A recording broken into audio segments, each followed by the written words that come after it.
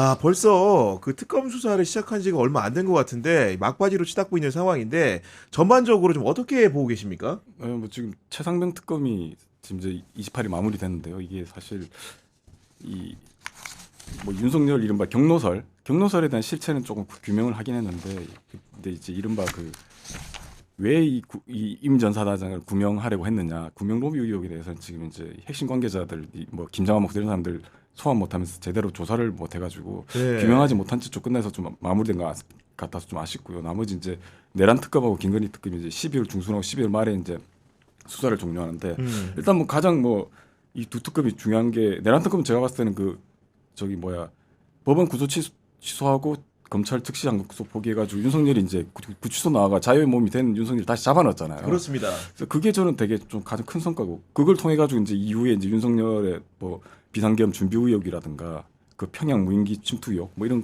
거를 이제 규명할 수 있는 어떤 틀을 마련하게 된 것 같고, 김건희 뭐 이 특검도 사실 뭐 김건희 청탁성 금수수 의혹 등 이런 걸 이제 국정농단 실체를 드러내는 성과를 했죠. 실제로 김건희 구속 뭐 기소하기도 했고. 그런데 이제 다만 이제 이 김건희 의혹 같은 경우는 원체 이게 의혹이 많다 보니까 그러니까요. 15개인가 네. 그렇다고 하더라고요. 그래서 이게 지금 이걸 과연 이제 이 남은 뭐 한 달도 안 되는 기간 내에 규명할 수 있을지 좀 걱정도 되고, 그다음에 뭐 윤석열 이 저기 내란 특검 같은 경우도 이제 이 특히 이제 이 삼청도 안가해동이라든가 노상원 수첩 여기 그렇죠. 지금 아직 의혹 실체가 규명이 안 돼서 좀 그게 좀 아쉽기도 하고, 특히 저는 이제 이 최근에 보면 이제 박성재 전 법무부 장관이 뭐 구속영장 2번이나 기각됐는데, 최근에 보면 뭐 거의 김건희한테 일일 수사 보고까지 한 걸로 지금 의혹이 나오고 있잖아요. 그런데도 지금 이걸 2번이나 기각한 게 좀 이해가 안 되고, 그래서 이게 과연 어떤 식으로 마무리될까. 그리고 마무리된 이후에도 이제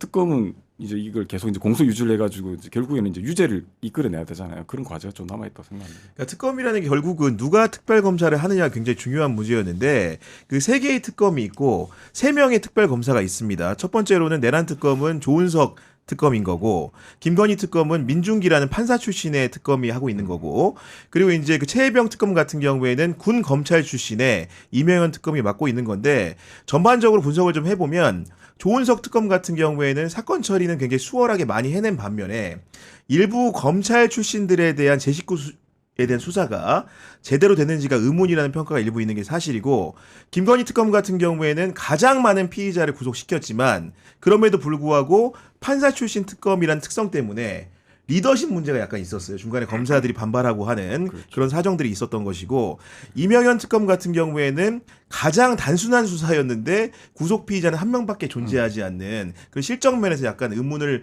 받고 있는 지점이 있는 반면에, 최근에 보니까 그래도 그 이번에 이종섭을 호주로 도피시켰다는 의혹과 관련해가지고 검찰 수뇌부로 이제 단체로 기소하는 그런 정도의 결기는 보여주었다. 이런 식의 평가는 좀 가능할 것 같다는 생각이 드는데, 지금 얼마 남지 않은 내란 특검의 가장 복판에 있는 부분이 뭐냐면 국회 계엄 해제 표결을 방해했다는 의혹, 그 중심에는 추경호 의원이 서 있는데, 추경호 국민의힘 의원의 체포동의안이 국회를 통과하지 않았습니까? 너무 당연한 거죠. 그러니까 사실상 추경호 의원이 그 내란 계획을 미리 알았는지는 모르지만 적어도 국회 표결을 본인이 의도 안 했다고 주장을 하지만 방해했던 결과를 낳은 건 맞고요. 일단 본인이 뭐 의원총회를 중앙당사로 소집을 하고 자기는 또 국회에 있었으면서 표결에도 참여를 안 했기 때문에 이건 어떻게 봐도 좀 의도가 있지 않았을까. 왜냐하면 계엄이라는 건 있을 수 없는 일인데 국회의원들 보고 그럼 빨리 저기 국회로 모여라 이래야 되는데 중앙당사로 가라는 거는 하지 말라는 얘기랑 그럼요. 같아요. 그리고 네. 국민의힘 중앙당사가 국회하고 가깝다고 해도 그 이동 시간이 꽤 됩니다. 물론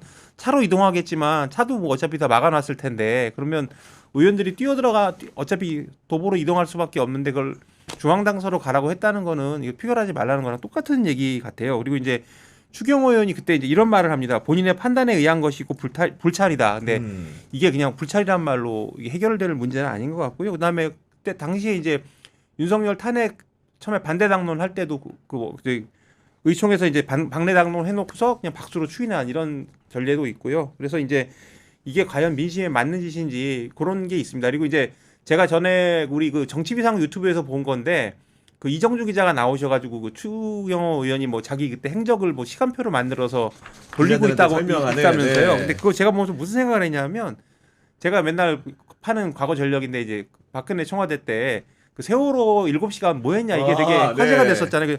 그때 그 생각이 났어요. 그래서 뭐가 있었냐면 세월호 사건이 터지고 나서 한참 있다가 이제 7시간이나 얘기를 안 하다가 이제 박근혜 정권이 저물어가던 때였는데 전 지금도 그때가 기억나는데 2016년 11월에 홈페이지에 이제 이런 글을 올립니다. 뭐 오보 괴담 바로잡기 세월호 7시간 뭐 했나 대통령. 그래서 그 추경호 의원 하듯이 막 시간별로 이렇게 올려놓은 거예요. 아, 근데 내가 뭘 했는지에 대해서. 근데 거기 보면은 청와대 뭐 관저집무실, 본관집무실, 비서동집무실이 있는데 주로 관저집무실에 계셨다, 있었다. 그러면서 이제 당일 뭐 보고받고 지시를 내렸다 했는데 이 관저집무실이라는 게 사실 기자들이 이때 좀 의향이 좀 애매했어요. 관저집무실이 있나 보다 이랬었는데 그때 당시에 이제 문재인 그 전 대표가 더불어민주당 전 대표가 그 긴박한 시간에 출근 안 하고 뭐 했냐. 그러니까 사실상 관저라는 게 집이잖아요. 근데 그렇죠. 관저 집무실 그러니까 처음에 했는데 관저에서 그냥 했구나. 이게 이제 들통이 난 거예요. 그래서 오히려 더 막 자승자박이 돼가지고 그냥 관저에서 어사무사하게 그냥 보냈구나. 이게 이제 드러나면서 더 박살이 났었거든요. 근데 추경호 의원이 막 시간별로 해명을 한다니까 시간별 해명이 되나 그게? 그럼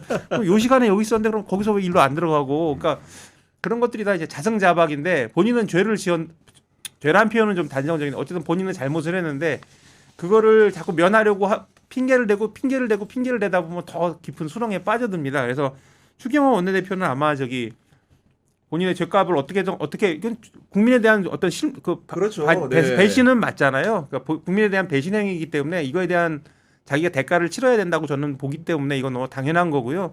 또 하나 이제 말할 수 있는 게 추경호 전 대표가 이제 한덕수 그 내란 그 혐의 재판에 와가지고 증언을 30차례인가 거부를 했다고 하지 않습니까? 그때도 보면 그 특검에서 부총리도 하고 원내대표도 하셨으니까 좀 당당한 모습 보여달라 했는데 끝까지 얘기 안 했다는 그런 거 보고 도대체 뭐가 캥겨서 저러는가 뭐 이런 생각을 좀 했습니다. 아니 결국은 이제 국회에서 체포 동의안이 통과됐기 때문에 법원의 영장 실질 심사만 남아 있는 상황인 건데 어쨌든 간에 추경호 의원 하면 국회의원 추경호이기 이전에 관료로도 생활을 했기 때문에 어떤 인물인지 궁금해하는 분들이 많거든요. 어떤 분입니까? 뭐 TK 출신의 경제관료 출신 정치인이죠. 이게 국민의힘에 이런 의원들이 제법 있습니다. 뭐 지금 당장 원내대표 맡고 있는 그 조인트 손원석 의원도 뭐 경제부 관료 출신이고. 근데 추 의원이 이제 이명박 청와대에서 이제 금융 비서관, 그다음에 뭐 금융위원회 부위원장을 했고 박근혜 정부 때도 뭐 기획재정부 1차관, 그다음에 2014년 국무조정실 임명돼가지고 당시 이제 정홍원, 이완구, 황교안을 이어진 박근혜 정부 모든 국무총리를 보좌하는 기록을 가지고 있어요. 그랬군요. 그리고 이제 2016년에 이제 달성군에 출마해가지고 뭐 내리 3선을 했는데, 그다음 윤석열 정부 들어서는 또 친윤으로 변신해가지고 이제 뭐 부총리 겸 기획재정부 장관을 했고, 2024년 국민의힘 총선 참패 뒤에는 친윤계 지지 속에 이제 원내대표로 선출됐죠. 그래서 이제 이 주변에 이제 물어보면 이제 경제 관료로서 뭐 평가는 나쁘지 않습니다. 보면 이제 이 뭐 경제 분야 전문성도 있고, 그리고 이분이 보니까 과거에 이 재경분과 그 시절에 세계은행 시니어 이코노미스트도 했고 경제협력개발기 OECD 대표부 참사관을 했다는데 이게 뭐 이력은 화려하네요. 경제부처 네. 엘리트들이 반드시 거치는 거라고 그러더라고요. 그래서 이제 이런 걸 보면 이제 기본적으로 업무 능력이 평가받았고, 그리고 그 경제부총리 있을 때도 뭐 그런 것도 있더라고요. 뭐 기재부에서 다시 일하고 싶은 상사 1위에 뽑혔다고 할 정도로 뭐 나름 합리적이고 네. 공헌하는 평가를 받긴 받았는데, 다만 이제 이분이 이제 정치인으로 변신해가지고 이게 경제 출신 그 경제 관료 출신 TK 정치인이라는 게 사실 딱 틀이 정해져 있는 거잖아요.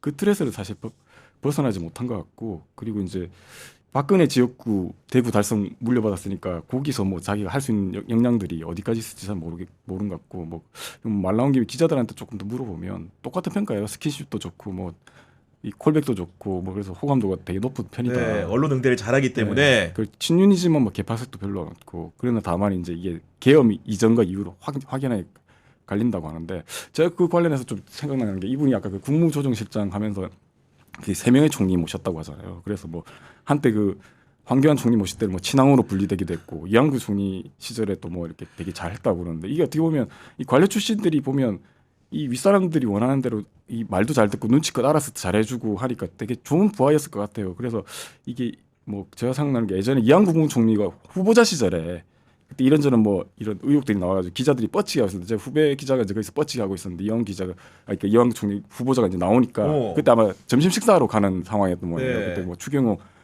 그 의원도 같이 이제 가는데 이제 기자들이 막 이거 의혹 어떻게 하십니까 뭐 이러니까 이완구 그 스타일이 뭐 돌아가셨지만 스타일이 뭐 호기롭게 야 내가 다 설명할 테니까 따라와 이러면서 가가지고 그 총리실 그 당시 이제 그 경복궁역 근처에 보면 이 이름 이야기하면 어떨지 모르겠어요. 뚱낙원이라고 김치찌개 뚱낙원. 부대 뭐 이런 어딘지 뭐 압니다, 한식점이 저도. 있습니다. 예. 거기 가가지고 아마 처음에는 제육 같은 걸 시켜놨던 것 같은데 이 이항구 그 후보자가 나는 김치찌개가 맛있더라 하니까 바로 그냥 메뉴를 김치찌개로 바꾸더라고요.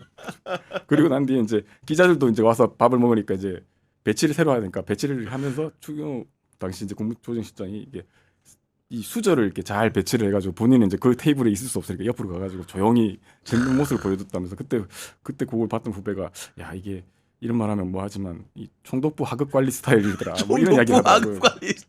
그래서 뭐 어떻게 보면 뭐 이게 원체 이렇게 정권에 관계없이 잘 맞추니까 전형적인 관료 스타일이고 어떻게 보면 이게 뭐 이 윤석열이 이제 미친 자 안 쓰면 큰 대가 없이 넘어갈 수도 있었겠죠. 그런데 이제 뭐 이 우리가 이제 불법 비상계엄 사태 때 봤듯이 한덕수가 대표적인데 이 머리 좋은 관료 출신들이 결국에 이제 그러니까요. 위기에서 본질들이 드러나잖아요.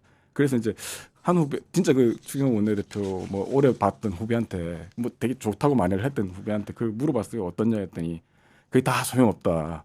좋다는 평가가 다 소용없다. 한 번에 이런 잘못된 선택이 불법 비상계엄 때 처신 하나로 다 날아갔다 이렇게 얘기하더라고요. 아니 저 같은 경우에는 제가 추경호 의원이 어떤 분인지를 그 옛날에 국무조정실 할 때는 박근혜 정부 때니까 이분이 장관급 공직자인데 당시 야당 지금 여당에 있는 분들한테 물어봤더니 어떤 답이 돌아오냐면은 이게 국무조정실이라는 게 기본적으로 국회 정무위원회 소속인데 당시에 정무위 소속됐던 야당 보좌관이 말하기를 야당임에도 불구하고 보좌관들을 불러다가 직접 밥을 사면서 오찬 간담회도 꽤나 자주 했대요. 그렇기 때문에 국회에 굉장히 프렌들리한 모습 때문에 언젠간 저분이 정치를 할 것 같다. 이런 생각을 했다는 거고 반면에 국회에 있는 보좌 직원들한테는 그런 모습을 보여줬지만 실제로 부하 직원들은 사실은 모시기 굉장히 어려운 상사였다고 하더라고요. 어떤 거냐면 국무조정실 직원들 사이에서 추경호 의원 별명이 8만 대장경이었대요. 그러니까 무슨 얘기냐면은 일단 회의를 한번 소집하면 받아 적는 글자의 수가 만자래 기본이. 그 정도로 자기 아나운스가 많고 지시사항이 많다는 거예요. 그래서